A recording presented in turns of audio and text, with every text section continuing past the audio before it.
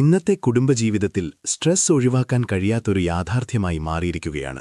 സാമ്പത്തിക ബുദ്ധിമുട്ടുകൾ, ജോലി സമ്മർദ്ദം, കുട്ടികളുടെ വിദ്യാഭ്യാസം, കുടുംബബാധ്യതകൾ എന്നിവയൊക്കെ ചേർന്ന് ദമ്പതികളെ മാനസികമായി തളർത്തുന്ന സാഹചര്യം സൃഷ്ടിക്കുന്നു. ഈ സ്ട്രെസ് വ്യക്തികളുടെ മനസ്സിൽ മാത്രം ഒതുങ്ങാതെ ദാമ്പത്യബന്ധങ്ങളുടെ ഗുണമേന്മയെയും കാര്യമായി ബാധിക്കുന്നു. സ്ട്രെസ്സിലായിരിക്കുന്ന പങ്കാളികൾ പലപ്പോഴും തങ്ങളുടെ വികാരങ്ങളും ആവശ്യങ്ങളും തുറന്നു പറയാൻ വിമുഖത കാണിക്കുന്നു. സംസാരിച്ചാൽ വഴക്കാവുമെന്നുള്ള ഭയം, അല്ലെങ്കിൽ പങ്കാളിയും ഇതിനകം സമ്മർദ്ദത്തിലാണെന്ന് തോന്നൽ, ഇവയെല്ലാം ആശയവിനിമയത്തിൽ കുറവുണ്ടാക്കുന്നു. ഈ മൗനം ക്രമേണ ബന്ധത്തിൽ അകലം സൃഷ്ടിക്കാൻ തുടങ്ങും. തുറന്ന ആശയവിനിമയം കുറയുമ്പോൾ തെറ്റിദ്ധാരണകളും സംശയങ്ങളും വർദ്ധിക്കുന്നു.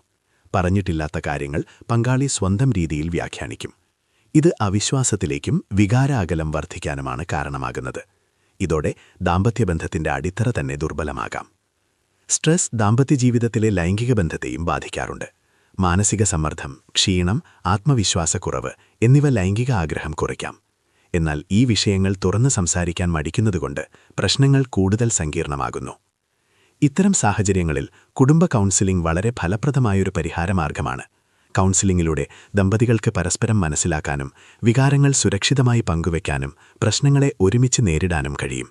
ബന്ധം നന്നാക്കാൻ ശ്രമിക്കുന്നത് ദുർബലതയല്ല, അത് പക്വതയുടെ അടയാളമാണ്. സബ്സ്ക്രൈബും ഷെയറും ചെയ്യുക.